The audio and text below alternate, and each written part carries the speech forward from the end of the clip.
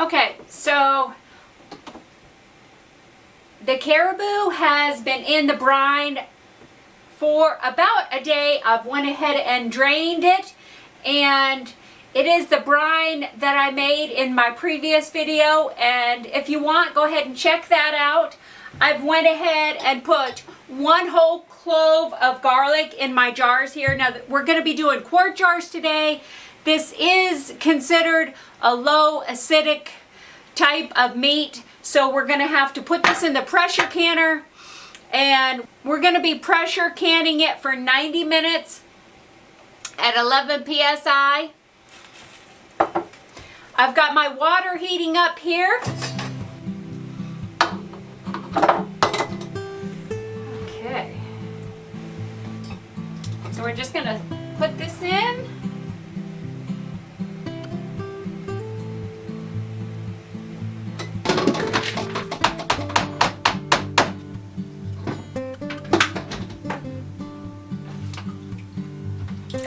All right, so I went ahead and got our caribou in there. Now, I did take off a little bit more of the tendon because the tendon is kind of tough. Even though it will soften up a little bit in here, the tendon isn't really that appealing. So I'm going to go ahead and wipe the top of my jars here. And we're doing a raw pack. We're not going to put any liquid in there. It's going to produce its own liquid.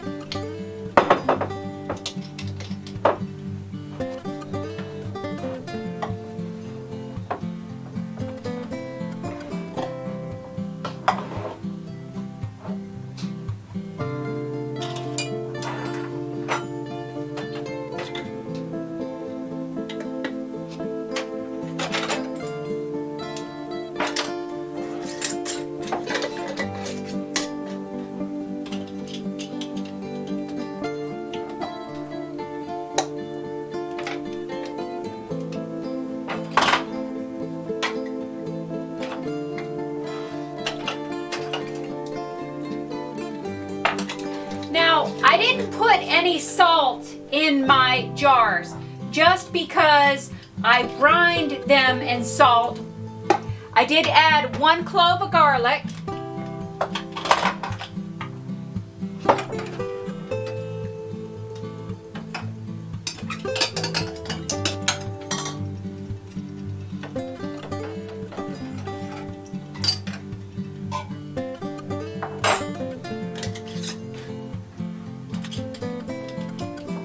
Now, I also left the 1-inch headspace.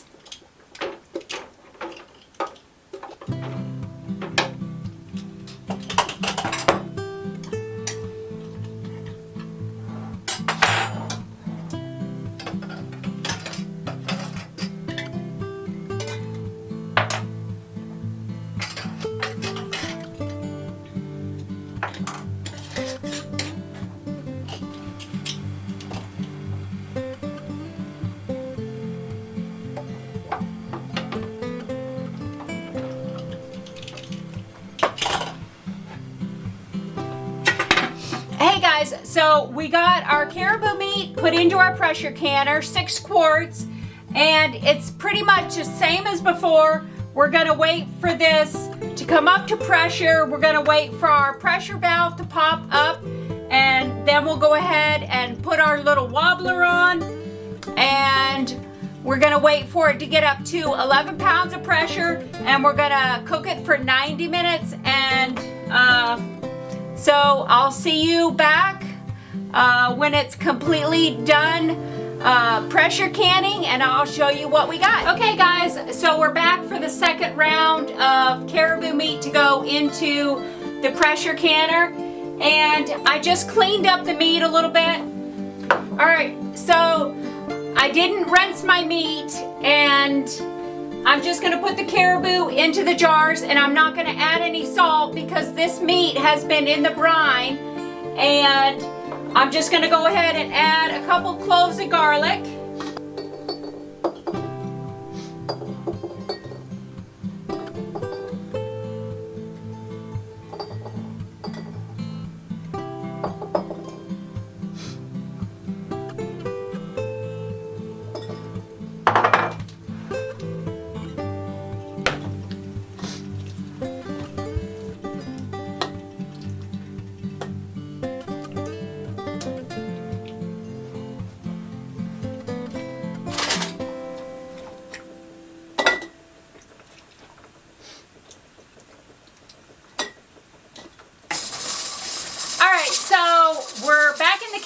and our pressure cooker came up to 11 pounds per square inch now, and we're gonna let it go for 90 minutes. And then when it's done with the 90 minutes, we're gonna go ahead and turn off the stove, and we're gonna let it cool completely, and then I'll pull them out and I'll show you the finished product.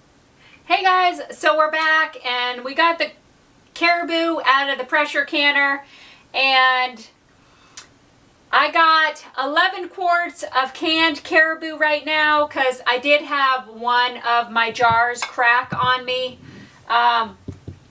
But you can see the difference between the jars. This one I forgot to add the vinegar, like I had said, into your pressure canner so it removes all that scale. And this is the one with the vinegar in the pressure canner. So quite a big difference there. And you can also see there's very little fat on this Caribou. In this canning jar, there's very little fat.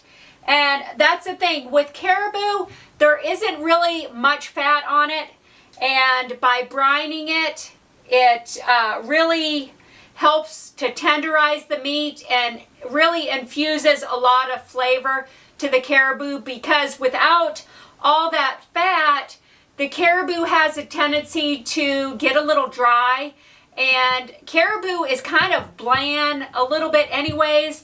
So that's one reason I love to brine a lot of our meat, because it helps infuse those flavors. And also by canning this, we can restock our pantry, because slowly we start feeling the effects of things that are going on in the world. So anytime you can hunt for your own food or raise your own meat for your pantry and your family, I highly recommend that you learn to do some homesteading and raise your own meat, go hunting, because this not only helps out our pocketbook, but gives us some great food during those cold winter months.